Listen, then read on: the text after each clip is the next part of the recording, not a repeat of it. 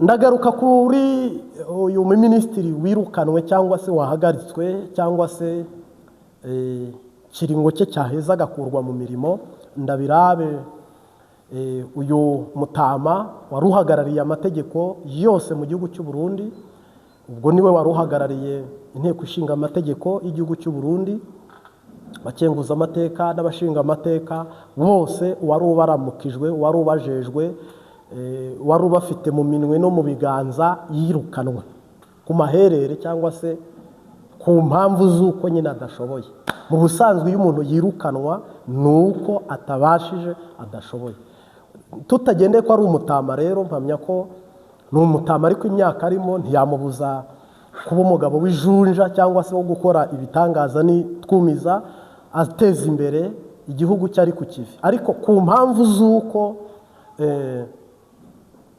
ibyo bintu atabishoboye, ibyo bintu atazi iyo biva n'iyo bijya, ngira ngo Uburundi ntabuze imyaka itari mikeya kweri. Uyu Mutama yarayoboye igihe kirekire muri uyu mwanya, ariko buno tuvugana yahagaritswe cyangwa se yirukanwe. Ni ukuvuga rero Abarundi nimunagaruka inyuma muraza gusanga ibijyanye n'amategeko byarahinyanyuwe cyane. Niwe muntu wagiye afasha ba Nkurunziza guhinyanyura, afasha ba Neva guhinyanyura kuko ahagarariye amategeko. Nawe rero koko bamuha passe nziza, baramushyigikira, bazamukana nawe bahagararana nawe, ariko uyu munsi byarangiye, iyi saha byaheze. Ni ukuvuga rero uyu Mutama n'amategeko yahagarariye, ngira ngo yose yatuye igihugu mu manga, atura igihugu mu bukene. Amategeko yize yose nta yashyizwe mu bikorwa. Mumbwira itegeko ryaba ryarashyizwe mu bikorwa rikagirira umusaruro bene igihugu cyangwa igihugu, nta na rimwe ndaba mbona. Niba rihari nawe urinyereke. ntajyo kubera ko politiki yagombaga kwiga n'amategeko bagombaga kwiga bakayashyiriraho abenegihugu bagatera imbere cyangwa se bakagira ubuzima bwiza. Uyu Mutama yabaye nkaho azanyemo ibintu nakita ni umukristo wo muri Roshe, ndetse umengo afitemo n'ibikorwa, kuko ndibuka ko twasenganyemo igihe kirenze ukwezi, narahamubonye umunsi urenze umwe. Uyu muvandimwe rero cyangwa se uyu Murundi mwene wacu mubanyi cyangwa umuturanyi, ni umuntu ngira ngo akunze kuvuga ko abamotari, disikuru ze cyane, abamotari bo muri bajaje, tukutuku, ku mapikipiki, ni umuntu wakunze kuvuga ko bajya ikuzimu, bakorana n'ikuzimu, batwara n'amaraso y'Abarundi kuzimu, doke bakorana n'imyuka mibi. Ubwo abatamuzi ni mukurangira uko, ariko twashyizeho n'ifoto ye, ngira ngo uramubona kuri aka gafreshe k'icyatsi. Uyu Mutama ufite disikuru zitandukanye wigeze avuga ngo Abarundi ngo n'amafuku barayariye barayamara, ngo nta nubwo akeneye ko mu gihugu haza imashini zirima, abene igihugu baca babura akazi, bagomba gukoresha amasuka gakondo. Ni Umutama rero ngira ngo bitunguranye, bibabaje, biteye agahinda, inkuru mbi kuri we, ku muryango we, wirukanwe kandi ubutagaruka mu mirimo, kandi akirukanwa n'abana be n'umugore. Ngira ngo mu gihugu, mu makuru mbashije kubaha, buno nta kuboko Neva ari burambure ngo amusubizemo, nta kuboko Reverend Kure yarambura ngo amusubizemo, nta kintu na kimwe mwamufasha, nta n'amasengesho ahari, ahubwo koko Imana ishobora byose. Iki kibabera ikimenyetso cyo kumenya ko CNDD-FDD uwayihagaritse, uyirukanye, uyase ari uhoraho Uwiteka. Ni nawe wirukanye rero uyu Ndabirabe Daniel. Uyu Mutama Imana niyo yamuhagaritse. Jobone navuze ko Reverend Kure nawe ahagaritswe, ariko uyu nawe mu byo mugomba kwiziga. Kibabera ikimenyetso. Hano hari Abarundi bapinga, batemera uyu ntabwo akiri umunyamategeko yanyu. Marayika aje kumwirukana mu kanya nk'isasi nk'ako guhumba. Uyu mwaka turimo mu kwezi ndi bubabwire no mu matariki ndi bubereke, nubwo nta presize umunsi, ariko nagira ngo nkumenyeshe ko uyu wiza aya mategeko ay'ububanyi n'amahanga nabo bakorana nyine, ntabwo ari we gusa n'abandi bari kumwe, ariko uyu niwe nabonye marayika ambwira ngo tayari yirukanwe, kandi we yirukanwe nijoro. Ngira ngo inyungu ze yazigezeho, n'abandi arazibaha bagomba kuzironka, n'ubari kuzibaha. Hari igihe umuntu aba ari umunyantege nkeya, kavuga ati nidushadukire turi icuma, abasigaye mwese murwara amavunja muhekenye umucanga. Ngira ngo rero uyu Ndabirabe ni umutama washoboye gukingira ikibaba. CNDD-FDD isinya ibyo igomba, yandika ibyo igomba, ayigeza aho igomba, ariko igihugu ntaho cyavuye, ntaho cyagiye, kiri mu marira, kiri mu gahinda. Igihugu kiri gusoma nturi. Ngira ngo mwumvise referendi kuri yavuga ngo iyo bafasha abanyabyaha bakira ibiturire cyangwa biba amahera, ntago babirukana, babahindurira akazi, bakabajyana aho batari bubone uko biba. Urumva rero niba umuntu ari umujura akaba yakoraga kuri gishi cyangwa se n'ahandi naka ahurira n'amafaranga, we mu kumwirukana ukamushyira hadahura n'amafaranga ariko akazi kakagumaho, ngira ngo gutera imbere byagorana. Umuntu afatiwe mu cyaha egare guhagarikwa cyangwa kwirukanwa cyangwa guhanwa, kimwe muri ibyo. Urumva rero siyo politiki. Uyu mutama no guhunga ntabwo azabishobora kuko ntaho azajya. Uyu mutama nawe azacengezwa imbere y'ubutabera n'abana be. Uyu mutama azarira nk'agahinja. Uyu mutama azababazwa, ntabwo ari njye ubivuze, ni Imana yavuze ngo tubivuge. Mutama azarira, bana be n'umugore muzababara, kubera mwageze mu gihugu cy'isezerano, muranjwa, murayoba, musinya ibintu bitari byo, mwandika ibitari byo, mwuzuza ibitari byo, abenegihugu murabatsikamira. Niba mwari mwabona umuntu bakoreye ibintu atabashije, murabatsikamira mubicarako, mubapfukama mu nda. Rero uyu uhagarariye amategeko mu gihugu cy'u Burundi, urubanza rukuriho, kandi urubanza ruteye ubwoba, kandi urubanza rw'agahinda, kandi mu bantu uhoraho agiye gukoreraho byihutirwa. Urgence ponctuelle express, Ndabirabe Daniel arimo. Niba ntihenze ariko ni uwo nyene. Yesu adutabara. Mwebwe hari ibintu mutaramenya ko igihugu cyamaze guhabwa abandi bantu. Mazi nta kiri yayandi. Buno mugiye kubona Imana yipangira ibintu. Abari kubipanga byarabananiye, byarabajabutse. Abari kubikora mwese byaranze. Kandi ngo bafite amaso yo kureba ntibareba, bafite amatwi yo kumva ariko ntibumva, bafite umunwa wo kuvuga ariko wapi akunabari.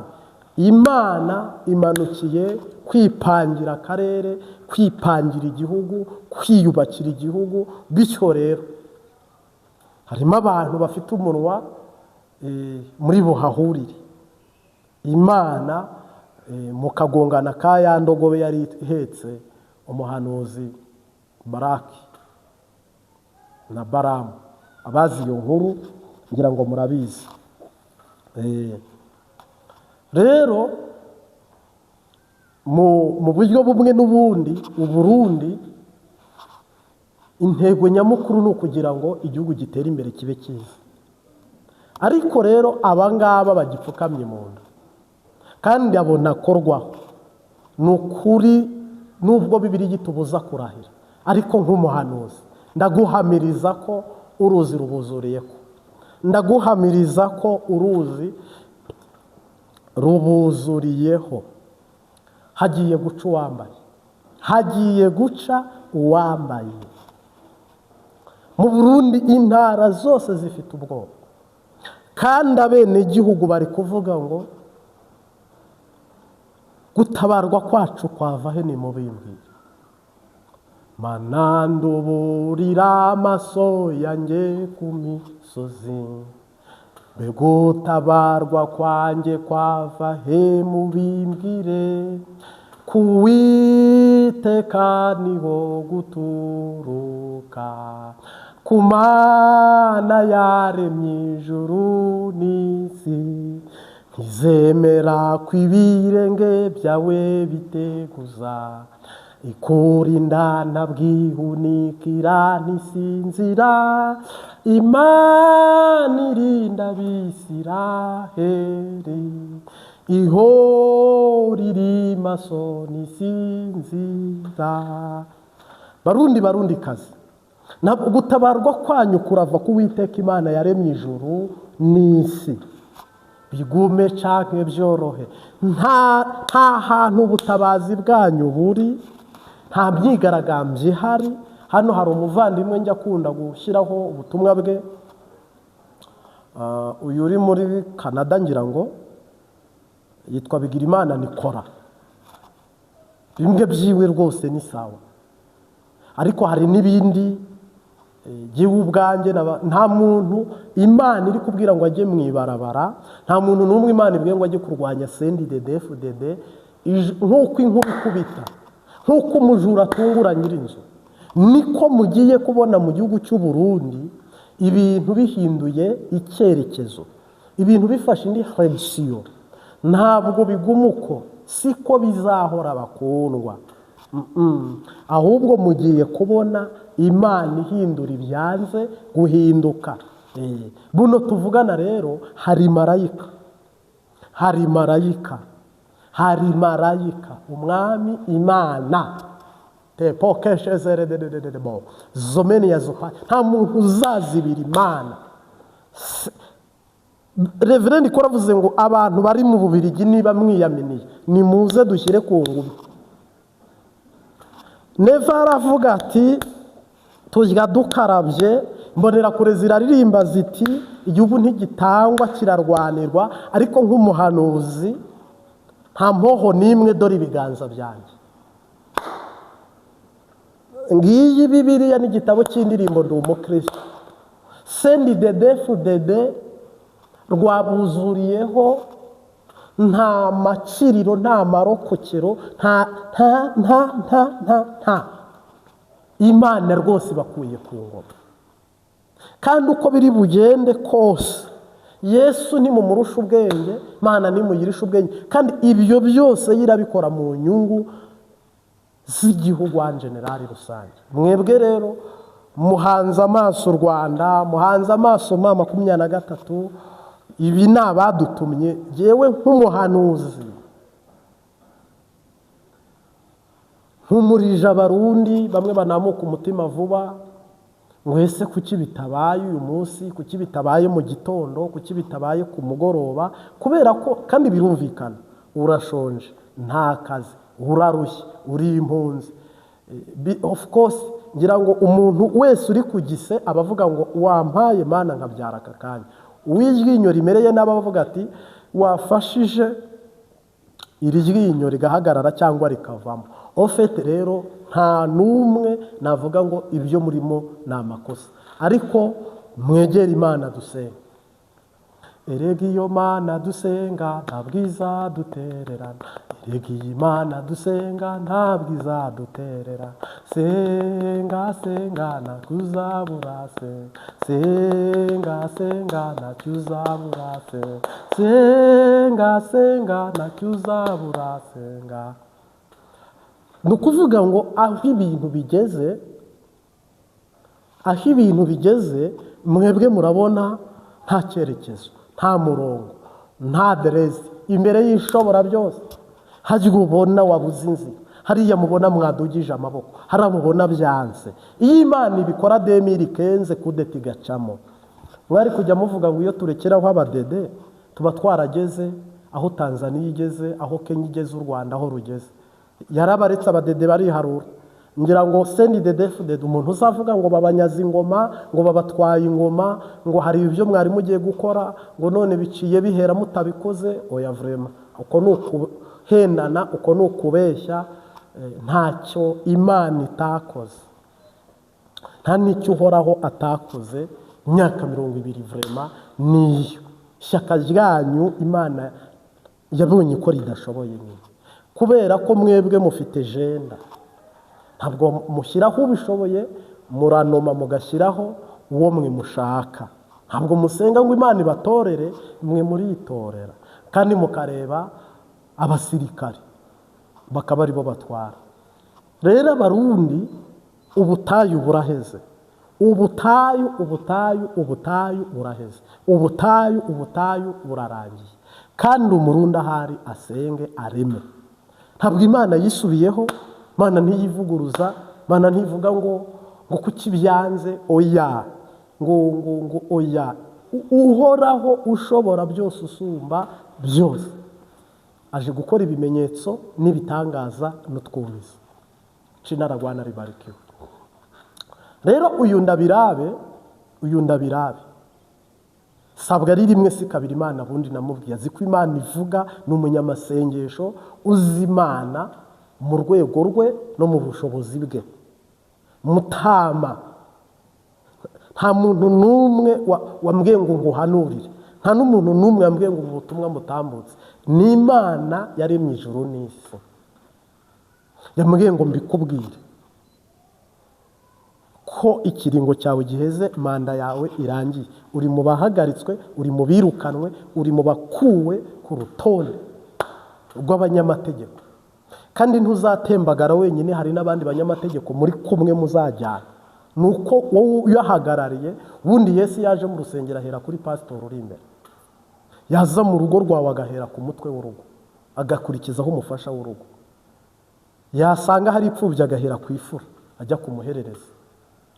Iyo ageze mu murima ahera ku cyeza, akaba ari cyo asarura. Kandi icyiza nicyo ajyana, ntabwo Imana yiha ibibi. Ofete rero hano harimo abantu bagiye guhigura n'Imana, harimo abantu Imana ije guhigura nabo. Bakora ibintu umengo ibyo ari gukora yirebyeho, arizirikana nabe n'ibye, ntabwo ari kureba inyungu z'abandi bose, ndiwe n'agatwe kiwe gusa. Ibyo rero nibyo marayika umwami Imana yambwiye ngo mbitangaze. Haleluya. Umuntu wese uteze amatwi Imbabazi TV 3, rema wumve impore. Ntabwo uhoraho ntigise, nta n'isegonda, nta n'isase. Jye narababwiye ngo uyu mwaka iraje ibigenze neza, iraje ibigenze neza, ihindura ibyanze guhinduka. Nubwo mwebwe rero muri bunyikome mukanyitwaraho umwikomo ngo CNDD-FDD abakozi bayo n'abanywanyi bayo, oya, mwitwareho umwikomo. Imana niyo yantumye, naho jyewe iby'Imana ikora biradutangaza, nta n'uwabimenya uko biri. Ariko icyo nzi ko iby'Imana ishaka ari byo nkwiriye gukora. Ariko icyo nzi ko iby'Imana ishaka ari byo nkwiriye gukora. Ariko icyo nzi ko iby'Imana ishaka ari byo nkwiriye gukora. Mu rugendo ntabwo nabimenya byose, ariko ziko nzabimenya.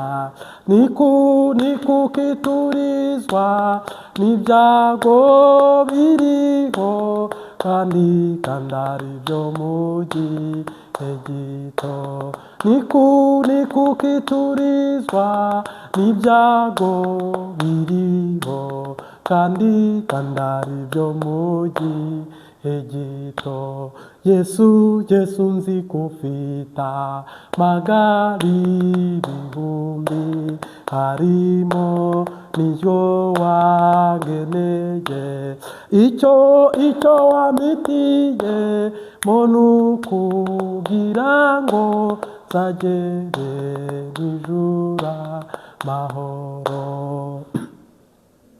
icyo wamitiye muntu kugira ngo zagere bijura mahoro kandi nk'ukweriya yajyanwe n'ingoga nanjye uko niko nzava mu isi ubwo ibyago byose bizaba bishize hariho guhimbaza Imana ubwo ibyago byose bizaba bishize hariho guhimbaza Imana tuzaba ibihumbi turamya umukiza tuzamuririmbira twese uri manikira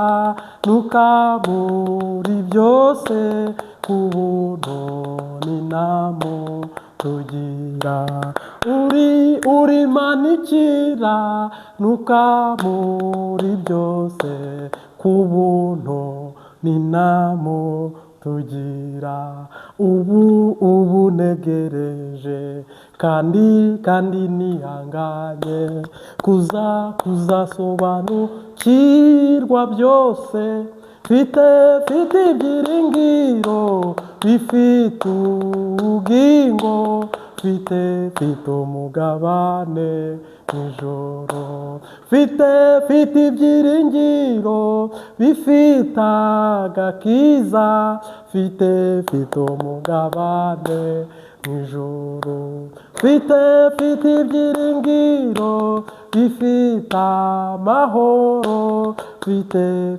umugabane mfite ibyiringiro bifite ubugingo mfite umugabane mw'ijuru ariko icyo nzinu kw'iby'Imana igomba ari byo nkwiriye gukora umuririmbyi aravuga ngo iby'Imana ishaka jye nibyo ngomba gukora gusa haleluya ndagira ngo nihute cyane Yesu Kristo nashimwe cyane umwami Yesu nahabwe icyubahiro haleluya y'indirimbo irafashije cyane haleluya Mungu asifiwe sana nibyo twebwe abajya mu ijuru abakristo abakizwa uhereye kuri bantu bagira amatitire cyangwa se aba bishopu abarevera abapastora bavuga butumwa bigishwa ndagira ngo tuganirire hamwe turi mu misi ya nyuma yo gusoza amasengesho Yesu Kristo nashimwe cyane iyi misi ya nyuma turimo yo gusoza amahombi Mungu asifiwe sana hari ijambo turi bushimikireho ubutumwa bwiza Yesu aravuze ngo nimugere ikirenge mu cyanjye ni ukuvuga uyu munsi wowe ukurikira Imbabazi TV gatatu twasenganye muri aya mezi atatu uhoraho aguha umugisha twagize ikibazo turi gusabamo Imana imbabazi tugira ingorane tunihana tunicuza uko byumva Mungu adusame Mungu aduhurumiye kabisa kubera ko Yesu yaravuze ngo nimugere ikirenge mu cyanjye cyangwa Pawulo cyangwa Petero ni ijambo rigaruka ishuri rirenze imwe no kuvuga ngo ese mu gusenga tugera ikirenge mu cya Yesu mu kuririmba tugera ikirenge mu cya Yesu mu gutanga tugera ikirenge mu cya Yesu kumwe umuntu akora ibikorwa byiza bizamuherekeza cyangwa bizamushyigikira iyo urambuye ukuboko mu gutanga ubiba mu butaka bwiza cyangwa ubiba mu mahwa, ubiba mu ibarabara cyangwa ubiba mu butaka bwiza, ubiba ku kara cyangwa ubiba hehe. Yesu niwe cyitegererezo cy'ibikorwa dukora n'urugendo dufite, niwe miriwari, niwe ndorerwamo twireberamo ibyo dukora. Ngira ngo yenda se uragenda ubyumva uko umwuka wera akubashisha n'uko agushoboza. Yesu akimara kuvuga ngo tugere ikirenge mu cye, mu gusenga turagera ikirenge mu cya Yesu, mu bitangaza Yesu yakoze turi kugera ikirenge mu cya Yesu.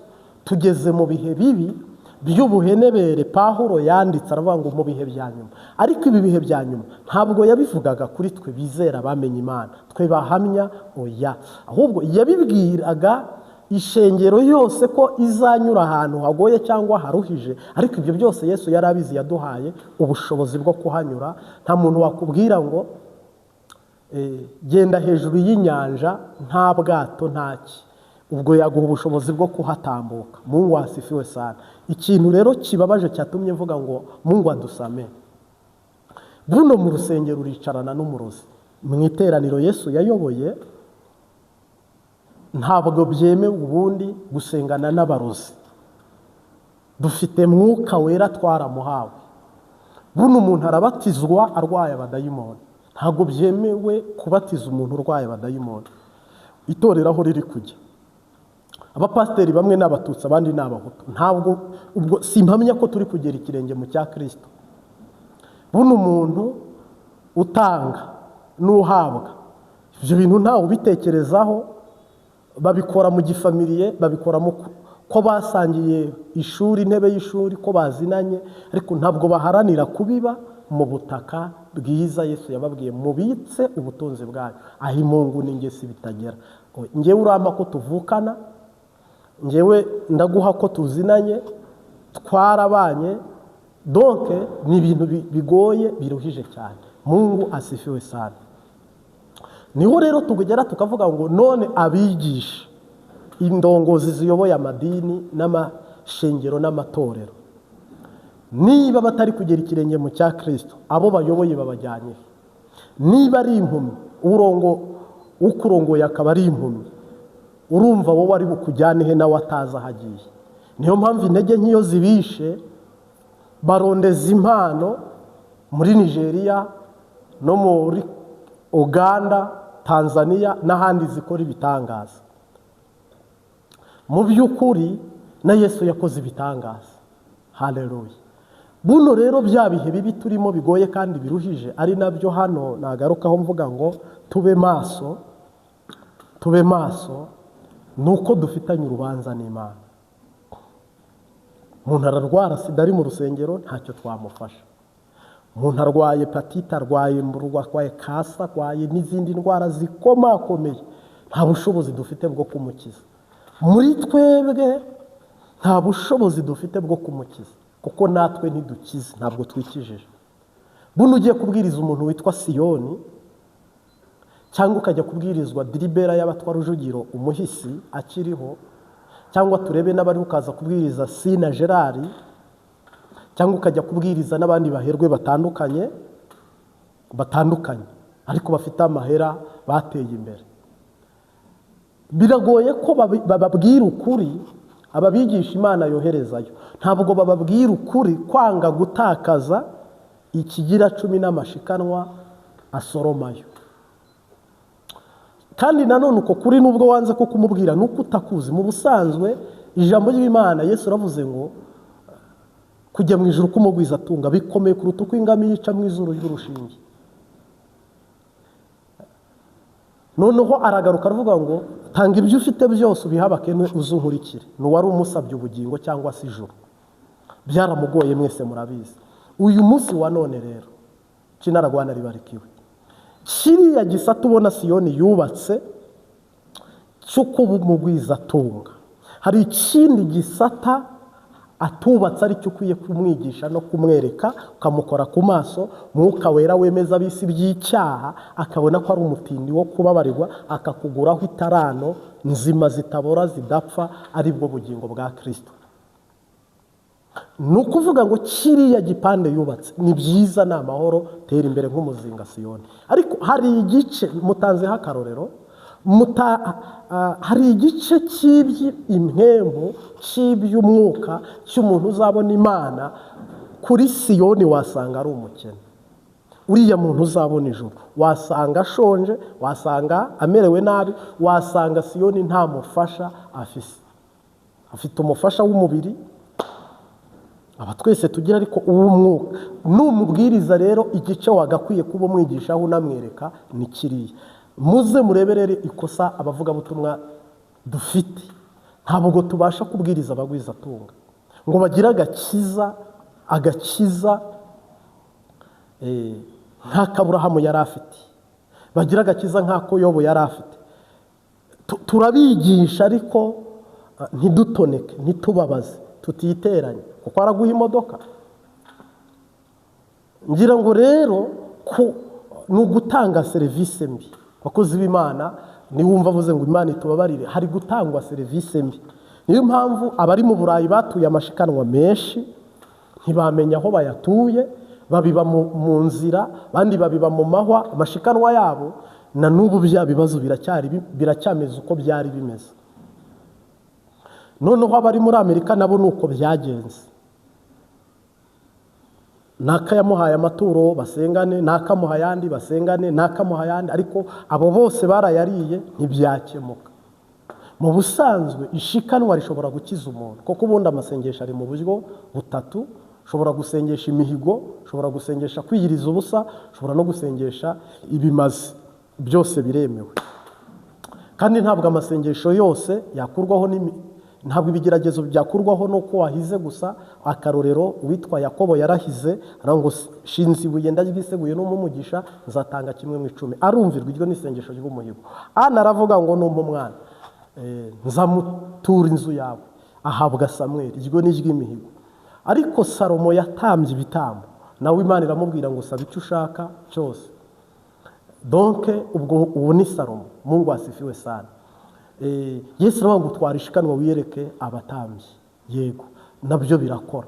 Ni ukuvuga rero Esiteri yiyiriza ubusa umunsi urenze umwe, nawe aratabarwa. Ni ukuvuga habaho rero abakizwa barashisha imbunda imwe idahinduka, impoho imwe, akarashisha kwiyiriza ubusa gusa, uyahindura usengera iburyo mu wundi murongo. Akarashisha impoho imwe y'umuhigo ngo Imana nifasha nzakora ibi, nzabuyu, nzagenda uku.